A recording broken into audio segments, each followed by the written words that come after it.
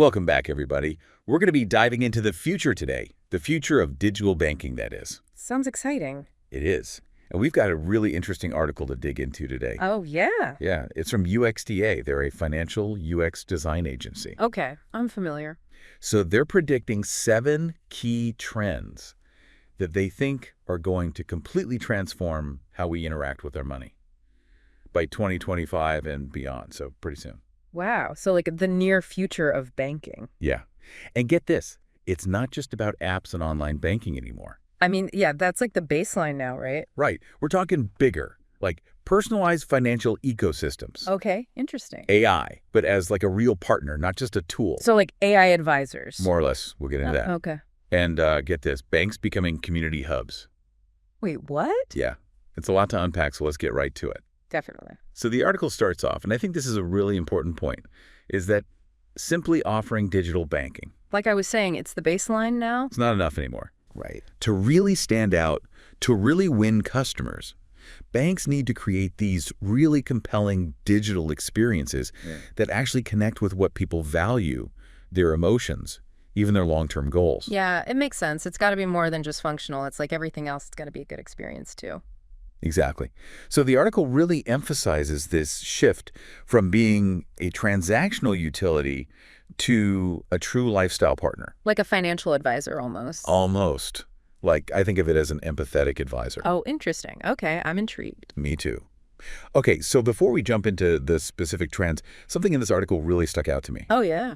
Why isn't AI banking its own separate trend? That's a good question. Like, it's everywhere these days. Right. So I was like, that's weird. But the article actually addresses that directly. Okay, good. I was wondering about that. So what's fascinating is that AI isn't missing. It's actually the driving force behind all these other trends. Oh, So think of it as this like invisible engine powering everything from the personalization, automation, to making services way more efficient. So it's like AI is the electricity powering all these cool gadgets. gotcha. Okay, that makes sense. It's not the gadget itself, but it's what makes them all work. Exactly, yeah. Okay, now let's get into those trends. All right, let's do it. First up, and this sounds pretty straightforward, customizable banking. Okay. But I have a feeling there's way more to it than meets the eye. Probably, right? There's gotta be. Yeah. So customizable banking is all about giving users the power to build their own bespoke banking experiences. It's moving away from those kind of generic one-size-fits-all solutions we've all gotten used to. Yeah, for sure. So instead of everybody getting the same basic banking app, we're talking about customizable interfaces where users pick and choose the features they need. So you're saying it's like building your own app? Almost. Yeah. Almost like curating a playlist. Oh, or designing your like ideal social media feed. Exactly. And honestly, it goes even deeper than that. The article talks about the rise of the super app approach. Super app. So this is where banks are going to start using open APIs to integrate services from other companies right into their platform. Like third-party apps. Right into the banking app. Oh, wow. So imagine managing your finances, investments, insurance, even travel rewards, all within your custom banking environment. Okay. Yeah, that would be nice to have everything all in one place. Right. One-stop shop for everything financial. Yeah, exactly. And I think this would be particularly helpful for our listeners, a lot of whom are always on the go, juggling multiple financial goals. Yeah, that's a lot to manage. So think about this. A young professional might prioritize budgeting tools and saving features. And then at the same time, you could have a small business owner who wants to integrate their accounting software directly into their banking dashboard. Yeah, see, that's way more useful. Tailoring it to what you actually need and what you're actually doing with your money. Exactly. And that goes right back to what we were talking about, banks becoming more like lifestyle partners. Yeah, not just a place to park your cash. It's like a financial concierge, Yeah. anticipating your needs and making your life easier. Okay, now I'm really curious to hear more about these trends. What else is there? Okay, so that's customizable banking. That's like the first layer of the future. Yeah, a pretty solid foundation, I'd say. Totally. Okay, next trend, and this one sounds kind of mind-blowing, connected banking. Connected banking. Okay, I'm all ears. Can you, paint a picture for our listeners? What does a truly connected banking experience actually look like? All right, so picture this. You start a loan application on your phone during your commute. You're on the train, you got some downtime. Makes sense. Later that day, you pick it up again on your laptop. Okay. And then get this, you finalize the details through your smart speaker while you're making dinner. Wait, all without having to re-enter any information. Exactly. That's the whole point of connected banking. It's about seamless flow, no matter where you are or what device you're using. Okay, that's incredible. It would make banking so much more convenient, way less friction. Exactly. No more jumping through hoops or feeling like you're stuck in the digital stone age. Right. But, and I got to ask this, what about security with all this data flying around between devices? I know our listeners are really concerned about data privacy. For sure, it's a huge concern. And the article stresses that a truly connected experience, it can't exist without ironclad security. Like what kind of safeguards are we talking about? Well, biometrics are going to play a big role, like fingerprint scanning, facial recognition, that kind of stuff. Yeah, that makes sense. And we're seeing a lot of progress with things like cryptographic credentials and secure data sharing networks. All of this is designed to protect your sensitive information as it moves between those platforms. So it's not just about convenience, Yeah. right? It's about finding that balance between functionality and security, making sure people feel confident that their information is safe, even as it's zipping across their devices. Exactly. Connected banking has to hit both of those notes. Easy to use and super secure. Right. And I guess it's more than just data flowing seamlessly, too. It's about that consistent experience. You got it. Whether you're on their mobile app, their website, talking to a voice assistant, or even your smartwatch. It should feel like one unified brand experience. One trusted partner, exactly. Okay, so we've talked about customizing your experience and connecting all your devices. Ready for trend number 3. Hit me. What's next? Live banking. Okay, live banking. So is this like live streaming your bank balance for the world to see? Haha, not quite. Okay, good. Think of it more like this. Live banking is about bringing that human touch back into the digital world. Okay, yeah. I was going to say, because banking can sometimes feel impersonal. Right, exactly. So it's about finding that sweet spot between AI's efficiency and genuine human empathy, making sure customers always feel supported no matter what. So we're talking about like AI-powered chatbots that can instantly answer those basic questions. Exactly. But then when things get a little more complicated, you're seamlessly handed off to a human advisor. Right.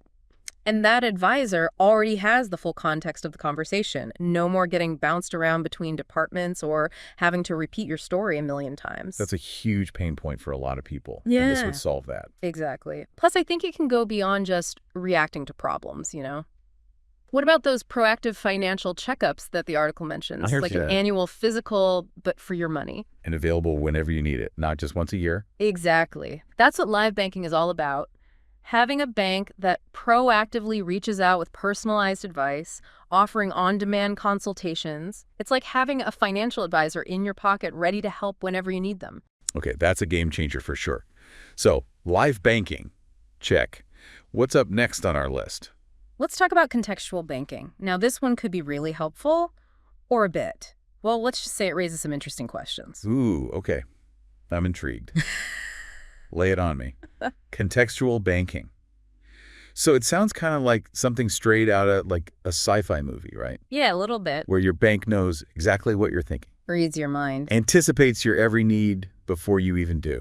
Haha. Well, that might be pushing it a bit. Okay, fair enough. But the core idea, yeah, that's kind of what contextual banking is aiming for. Yeah.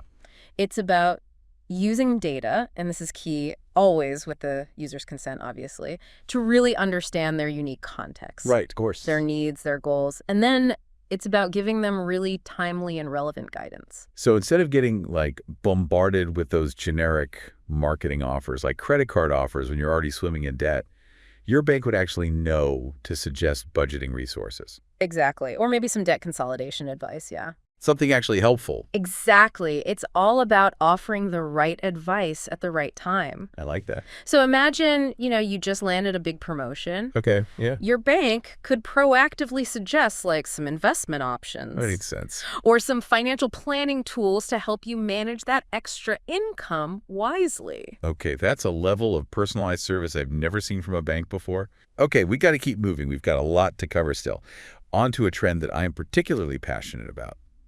Green banking. Ah, yes. I was wondering when we'd get to this one. I think our listeners are going to be really interested in this too. Totally. I think it's a huge shift. We're moving away from thinking about banking just in terms of profits and losses and starting to think about the broader impact of our financial choices, That's absolute. our values. Yeah. I think more and more people want their money to reflect their ethics. And banks, they really need to step up to meet that demand. I'm thinking about things like sustainable investment options, carbon-neutral banking practices, even getting insights into the environmental footprint of your purchases right there in your banking app. Oh, yeah, that's a good one. Imagine being able to see how your everyday spending habits impact the planet. Right. That kind of transparency, that could be really powerful. It's all about empowering customers to make informed choices about where their money goes. Love that. Okay, next up is social banking. Now, this one, when I first read about it, I was like, wait, what? It definitely sounds kind of counterintuitive, doesn't it? Yeah, banking, it's typically so private and personal. How can you make it, like, social? Right. But think about it. People already share tons of stuff about their finances online. Oh, yeah, for sure. Budgeting tips on social media, Yeah. investment strategies in online forums. Hmm. So social banking is about bringing those conversations into the banking experience itself. Okay, yep. Creating that sense of community and shared learning. So instead of feeling like you're in this alone, navigating your finances all by yourself, Right, which can be really isolating. you could actually connect with other people, get advice, share experiences, learn from each other. Like a financial support group. Yeah, exactly. Yeah. Built right into your banking app. So imagine joining these online communities within your bank's platform, Okay, yeah. connecting with people who have similar goals. Or maybe they're going through similar life stages as you. You could brainstorm budgeting ideas, get tips on negotiating a raise, even just find some support and encouragement when you're feeling kind of overwhelmed. Yeah, money can be so stressful, and there's so much shame around it. Exactly. So this could really take a lot of that stress and shame away, make it feel like something you're doing with other people. Not just to yourself. I like that. Such a power of community. Plus, the article mentions, possibilities like peer-to-peer lending platforms Oh, yeah. integrated into banking. It's all about creating a more collaborative, a more accessible financial ecosystem. Okay, and last but not least, our final trend, a big one, lifetime banking. This one sounds incredibly ambitious. Yeah. Are we talking about banks becoming our, lifelong financial advisors, guiding us through every stage of life? It's definitely a long-term vision, but yeah, in a way, that's exactly what lifetime banking is about. Okay. Shifting the focus from those short-term transactions to a much bigger picture. Long-term financial well-being. Exactly. It's recognizing that people's needs change throughout their lives, and banks should be there to support them every step of the way. So instead of just pushing products and services, they're actually becoming partners, Partners in your success. offering advice and planning tools to help people navigate all those major life events, Buying a house, starting a family. achieve their goals, Yeah. and ultimately live a more secure and fulfilling life. Exactly. Imagine having a bank that's with you from opening your first checking account as a teenager to buying your first home, starting a family, planning for retirement, always there, anticipating your needs, offering tailored guidance, making sure you're on the right track. Okay, that kind of personalized service, it's almost unheard of in banking today. It would be amazing to have that kind of long-term support, especially when so many people feel lost and overwhelmed when it comes to money. It's a big shift in how we think about the relationship between banks and customers. And honestly, it's just scratching the surface. Imagine banks creating these holistic ecosystems Okay. where they connect their financial services to other parts of your life, Like what? like travel rewards programs, concierge services to help you book appointments, manage those household tasks. Whoa, hold on. This is starting to sound like a futuristic utopia. Uh-huh. Maybe a little bit. But I mean, these 7 trends, they paint such a compelling picture of what banking could be. More personalized, more connected, more supportive, and ultimately more aligned with our values and goals. It's a pretty exciting vision for sure. But, there are going to be some bumps in the road. Right, good point. We can't ignore that. What kind of challenges do you think banks are going to face in making all this a reality? Well, data security and privacy, that's got to be at the top of the list, right? Yeah, the big one. All these trends rely heavily on sharing personal data. So banks, they're going to have to be super transparent about how they collect and use that data. Our listeners are really savvy about data privacy, so they're going to want to hear this. Give users clear control over their information and really invest in top-notch security measures. Because without that trust, it's all going to fall apart. That's a great point. What about the technology itself? I mean, implementing all this requires some pretty serious tech firepower. We're talking AI, machine learning, cloud computing, open APIs. Are banks even equipped for this? A lot of traditional banks are still running on older systems, systems that weren't built for this level of complexity. Makes sense. So they might need to make some big investments, upgrade their infrastructure, and attract some top tech talent to really make this all work. It's not just about wanting to change. It's about having the tools and the talent to actually do it. Yeah, exactly. And something else we can't overlook is the human element. A lot of these trends require a pretty big shift in mindset Oh, yeah, for sure. and culture within banks. Can traditional institutions, which, let's be honest, have a reputation for being a bit slow-moving, Risk averse. can they really adapt to this new world of hyper-personalization and customer centricity? Yeah, it's a big question, isn't it? It's a huge cultural shift, moving away from that purely transactional mindset Right. and embracing a more holistic view of their customers' lives.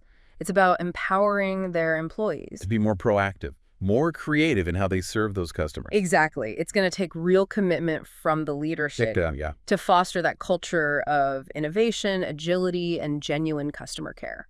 Okay, so we've talked about the data security, the technology, even that human side of things. But stepping back for a second, if banks can overcome all of these challenges, what kind of impact could these trends actually have on customers, on the financial industry as a whole? Well, for customers, I think it could mean a complete transformation of their banking experience. I mean, it already sounds like it, right? Imagine a bank that's not just a place to stash your cash. Right. It's a true partner helping you achieve your financial dreams, anticipating your needs, offering personalized advice, and helping you make smarter decisions at every stage of your life. That sounds amazing. What about the industry itself?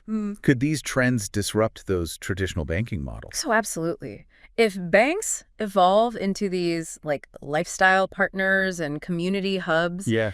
they could start competing with other industries in some really unexpected ways. Think like social media platforms, Oh, yeah. e-commerce sites, even healthcare providers. Wow, those are very different industries. I know, right? The lines are already getting blurry, and banks could be playing on a much bigger field than ever before. That's a whole different ballgame. And don't forget about financial inclusion. All these personalized services, tailored advice, that could be a game changer for folks who have been underserved by the financial system. People with lower incomes, limited financial literacy. Exactly. Technology has the power to level the playing field, giving everybody the tools and knowledge they need to succeed financially. Yeah, everyone deserves a fair shot. Absolutely. And finally, I think all of this could lead to a more sustainable and ethical financial system overall. How so? Well, green banking and social banking, those are all about aligning your money with your values, with community well-being.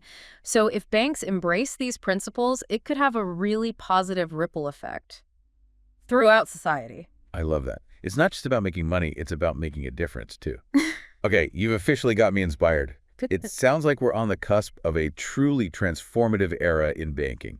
But, as we've talked about, it's going to be a wild ride getting there. I completely agree. It's an exciting and definitely a challenging time to be in this industry. It'll be really interesting to see how it all plays out. Well, that's it for today's deep dive into the future of digital banking. 7 trends shaping how we'll interact with our money in the years to come.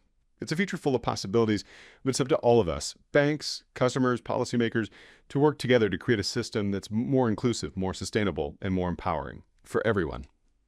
Thanks for joining us today. We'll be back next time to explore another fascinating topic. Until then, keep diving.